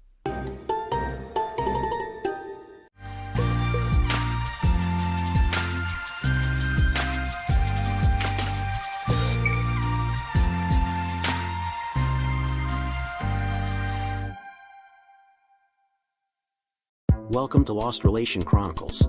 Last night, all alone in a bar room, I met a man with a drink in his hand, almost persuaded by Tanya Tucker. "Hey, pretty lady, how about a dance?" The band was playing Georgia Rag, an old song by Webb Pierce that hardly anyone plays anymore. It was a great ragtime number with a strong beat, perfect for dancing, and a catchy melody. I looked up and saw a cowboy dressed up in his dancing finery. He had on a new-looking Stetson hat, well-worn but clean Levi's and Justin boots, and a pale blue shirt with red trim around a collar and pockets. The buttons on the shirt were mother of pearl with a faint pinkish tint. From my viewpoint sitting down, he looked rather tall, with big brown eyes and coal black hair that looked more than a little curly where it poked out from under his hat. He stood with a bottle of Shiner Bock in his hand, waiting for my answer, a smile on his face that any girl would understand. I hesitated for a minute, shrugged my shoulders, and stood up. He put his beer on the table and promptly started whirling me around the room. I felt flushed and a bit dizzy, but somehow exhilarated. The band went into the chorus, and I smiled as I listened. The Georgia moon, it was shining. It seemed to smile from above, but now my heart keeps on pining to tell her once more of my love. 2 or 3 more songs went by in what seemed a moment. The band leader announced that after a slow song, they were going to take a break. They kicked in with a slow ballad, and I started to walk back to my table, but Glenn, that's what he told me his name was, put his strong arms around me and pulled me close. I resisted half-heartedly, then put my head on his shoulder and let him lead. Lost in the moment, I remembered. I had known Billy all my life. His dad and mine were both oil riggers, and we were neighbors in 2 small houses on the outskirts of Bartlesville, Oklahoma. When Billy got to high school, he spent summers working with his dad, and when we graduated, he started working for the same company as our dads. We got married as soon as he started working, and with our folks' help, we were able to buy a small 1-bedroom place of our own, a couple of miles from where our parents lived. We were happy and had a good life, even though Billy worked hard and often came home exhausted. It was dangerous work, and I worried about him all the time. I got a job working part-time in the office of the same company where Billy and our dads worked. It was a small company, family-owned and operated, and they made everyone feel like they were part of family. About 18 months after we were married, we had a baby girl. We named her Sarah after Sarah Carter of the Carter family. We listened to them on the radio all the time, and I loved her voice. I stopped working, and life was pretty good for us. Then the war came. The main effect on our families was that the need for oil was critical, and a lot of pressure was applied by the government to discover new oil fields and make them productive as soon as possible. Everyone had to work more hours, and I started working full-time with either my mom or Billy's mom taking care of Sarah. It put a strain on our lives and our marriage. We were too tired to go out much, and Billy was taken to falling asleep on the sofa right after dinner. We weren't worried too much about the war taking our men from us because oil was a critical industry and not subject to the draft. Then, in the spring of 1943, Billy and I had our first big fight. He came home one night flushed from a couple of beers. The damn fool had enlisted when he didn't have to. He was adamant. "Kitty, I have to do this. This is my country, and I want to do my part." "But, Billy, you've been doing more than your share just in helping with the supply of oil." "Honey, I'm going to go. Just help me on this." We went to bed mad at each other and didn't make love. The next morning, Billy was quiet and left with a quick kiss and a hug. "Kitty, I won't be able to live with myself if I don't do this." "I'm sorry." Another kiss, and Billy said goodbye to Sarah. And then he was gone. When he got to the reception center, they assigned him to the Marines. He didn't even get a chance to come home before he shipped out to the Pacific Theater. He didn't even know where he was going, just over the ocean somewhere. I missed him. I was by turns angry with him and wanting him something fierce. I hadn't had a kiss or hug, let alone more, in almost 6 months. Glenn took my arm and said, "Hey, are you okay? You went away somewhere." I looked around, and we were standing alone in the middle of the dance floor. He held a chair out for me, then went to the bar for a couple more beers. He came back and sat down without asking. I didn't mind. I was lonely and wanted to have someone to talk to dance with. Glenn placed his hands over mine, holding them while looking at me. I found myself wanting to kiss him. I'd heard an expression once, temptation was flowing like wine. That was how I felt. Just Glenn holding my hands made me feel like I'd had one glass of wine too many, and my temptation was making me feel lethargic. My eyes felt heavy, like nothing mattered. I was almost persuaded to strip myself of my pride, to push my conscience aside. We danced again. I don't know how much later it was. It was a slow number, and he pulled me close and whispered in my ear, "I need you. Let me take you away and be your man tonight." I stepped back and looked into his eyes, and I saw it, the reflection of my wedding band. I turned and ran out the door to Billy's truck. I sat there crying for a long time.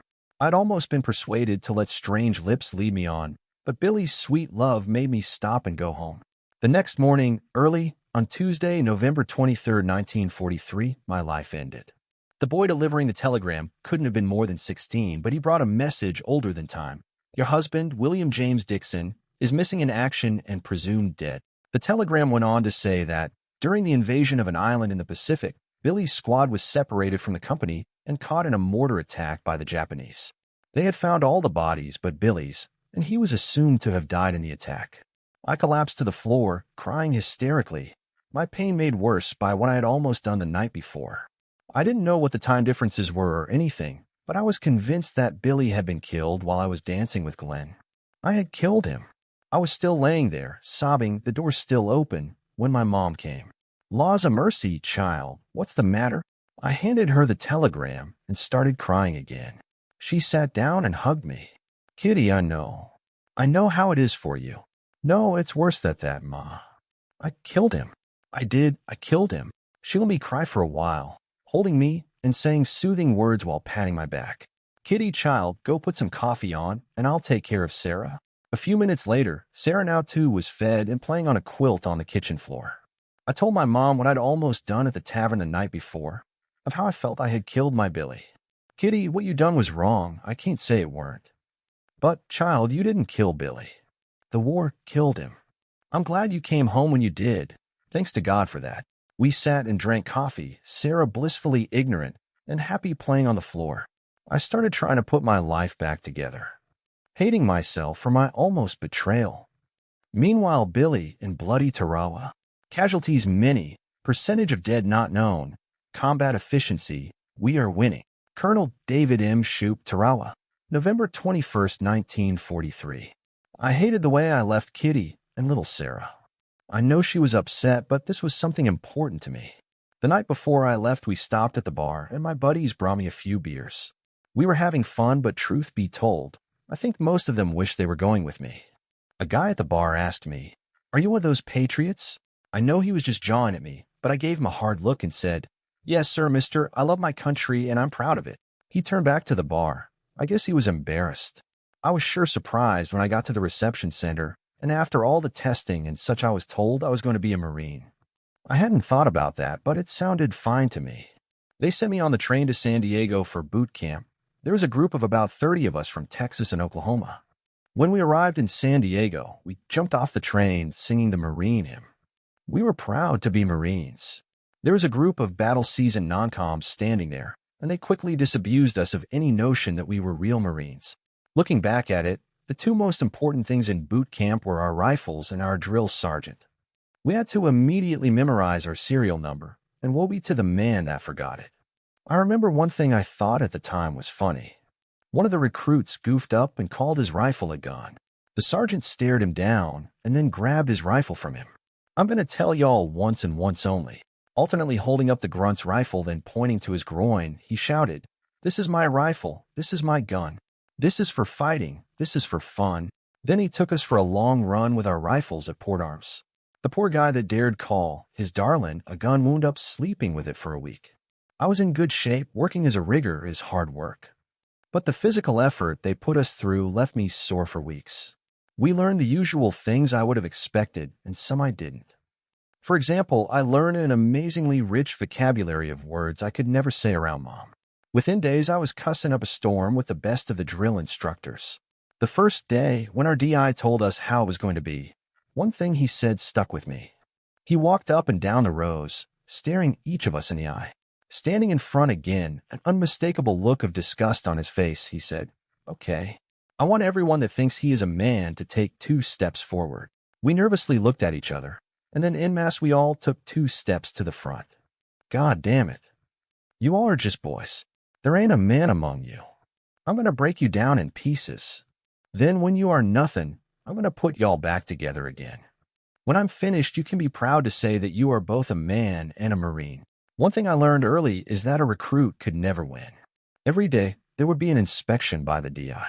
He always gigged me on something, and I swore to myself that before boot camp was over, I'd pass inspection. I worked really hard at it, and gradually I did better and better. I knew I was close when the only thing he found was a tiny bit of brass polish on the inside of my belt buckle. The next day, I knew I was going to be the first one in our training group not to be gigged. He checked everything and then made me take my belt buckle off. He held it up to the sun and looked inside, and I could swear he smiled a little. He handed the buckle back, and I put the belt back on while he stood there waiting. I knew he was going to say something to the recruits and use me as a good example. Now, the DI was a big guy, maybe 6'2", and running a lean 220. He put his face in mine and yelled, "Have you been sleeping with my wife?" This scared the hell out of me. With his spittle all over my face, I tremulously answered, "No, sir. I wouldn't touch your wife." I knew as soon as I said it that it was the wrong thing to say. "What? My wife isn't good enough for you." I did lots of extra running that day. I learned from that it was better to be almost perfect but leave one obvious thing and take the punishment. We learned what they told us we had to know to survive. Most of the boys from Texas and Oklahoma, except for the ones from the city, had no trouble shooting expert with our Springfield '03 rifles. We had endless training on bayonet drills. Finally, we were Marines. Several weeks later, I shipped out, headed for New Zealand to join the 2nd Marine Division, 35 miles from Wellington by train. They were recuperating, refitting, and training after the intense fight at Guadalcanal. It was a beautiful place, and the residents loved us. Quite a few of the men that had been there for some time married local women before we shipped out on the troop transport. I guess the troops that were in New Zealand before us had it pretty easy and had a lot of fun. At about the same time I got there, Colonel Edson came in as Chief of Staff for the Commanding General Julian Smith. Edson immediately implemented a rigorous training program to put us in peak fighting shape. He focused on several areas he thought were critical: individual initiative, fire discipline, and above all, keep moving forward, always forward. By late October, when the training ended, over 50 Marines died from training accidents or overexertion. But morale was high, and we knew we were ready for whatever awaited us. At that time, we had no idea of where we were going. Just before we debarked, some mail caught up with us, and I had 3 letters from Kitty. In one, there were several pictures of her and Sarah. Reading the letters gave me a strong dose of loneliness, but still, I knew I was doing the right thing for me. At last, we got on the troop transports and started towards whatever destiny awaited us. It came to us that it was serious business when the platoon leader came around and made sure we all had wills. We stopped at Efate in the New Hebrides Islands to practice beach landings. Somewhere in the middle of the South Pacific, we finally found out where we were going. For years afterward, I could still hear the briefing officer. We have been assigned the task of taking Betrayal, an island in the Tarawa Atoll. Let me tell you about it and why it is imperative that we take it. Before I start, let me tell you one thing. It has been said that it would take 1 million soldiers to take that island. It is so heavily fortified. Well, we don't have 1 million soldiers, but we do have a division of Marines. Betrayal is a small island, about 1 square mile. It's 700 yards wide at its widest and about 2 miles long. For those of you from New York, it's about half the size of Central Park. There is no point on Tarawa more than 10 feet above sea level. Now, we had no interest in taking this island. It had no strategic importance, so we were just going to bypass it. Then the Japs built an airstrip, and everything changed. That 1,500-foot-long landing strip controls thousands of square miles of ocean around the Tarawa Atoll. They have almost 5,000 troops guarding Betrayal, with guns up to 8 inches and a large number of anti-aircraft guns and entrenched machine guns. He went on to talk about specific assignments and various things he felt we needed to know. Later, our company commander went over our part in a lot more detail. What all of our intelligence gathering hadn't discovered was what was camouflaged or underground, and how erratic the tides were. Both of these were to cause us a large number of fatalities. The date of the assault, November 20th, turned out to be a neap tide for the island. Neap tides occur during the first and third quarters of the moon and generally have less water than at full tide. This meant the expected 5 feet of clearance over the reefs guarding Betrayal would be more like 3 feet and not enough for the landing crafts. The first wave was to use Amtraks. They could crawl over an exposed reef. The later waves of the larger landing craft would have to let their troop wade ashore the 500 yards from the reefs to the beach. So it turned out that the bulk of the Marines landing were exposed to a withering fire from machine guns we thought had been cleared by the earlier bombardment. They served us breakfast at 2,000 hours on the 19th. They served us steak and eggs, a New Zealand custom. We got in our landing craft, and I was standing, looking to the east as the sun started peeping over the horizon. With no warning, a shell hit the water about 50 yards in front of our landing craft, scaring the hell out of us and drenching us with water. I spent the rest of the trip ashore huddled against the thin plywood gunnels. I was in I Company, and we were on the early Amtraks. We were to land right where Red Beach 1 and Green Beaches intersected. Our target was the pair of large 14-centimeter guns on the northwest point of Betrayal. My platoon and several others had no trouble reaching the beach, but when the command tractor with a company commander on board was a few feet from the shore, the captain was shot in the forehead and died instantly. The first lieutenant that took over told our platoon leader to move forward and to the right to provide protection for the flank. We moved over, staying low. The Japs had turned their anti-aircraft guns level with the gun and were raking the beach with devastating effect. We moved about 100 yards to the right, and the second lieutenant positioned our squads. My squad under Corporal Betterman was the farthest inland and about even with the big guns. A runner came up and told Betterman to try to circle around behind the big gun. We very slowly crawled up the beach, hiding in depressions when we could. We got to our position in a low area that was about a foot lower than what was around us. We were taking a breather, looking at each other, surprised, I guess, that we were still alive. What no one told us in all the training, in all the scuttlebutt and war stories we had been subjected to, no one had said how horrendous the noise was. It was disorienting and sapped the strength from us. We huddled there, awaiting instructions, when I felt a tremendous pressure. Then things went black. I came to hours later and felt an intense pain just below my left knee, and I had a tremendous headache. My left ear was bleeding but numb. It was almost dark, and I looked around. It looked like everyone in the squad was dead. At least no one was moving, and there was no question about most of them. In the faint light, I could see part of my shin bone sticking through my pants, gleaming white in the faint light. I was able to get to my medical kit and I taped up my shin as best I could. My ear was now starting to hurt but wasn't bleeding too much. I struggled to get my helmet off and saw a huge dent on the left side, above where the ear would be. I put my hand up and felt what seemed to be an egg. I dragged myself over to the 2 Marines that I wasn't sure about, but they were all dead. I drifted off for a while, but awoke to hear talking nearby. I was shocked to hear them speaking Japanese. They seemed to be coming my way, so I slipped over the edge of the depression and started crawling away from the sounds. Apparently, they stopped where my squad lay shattered. I passed out again.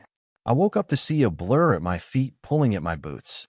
The movements had caused a sharp pain in my shin that must have made me aware of my surroundings. In the momentary and occasional flashes of explosions, I could see a Jap soldier tugging at my boots.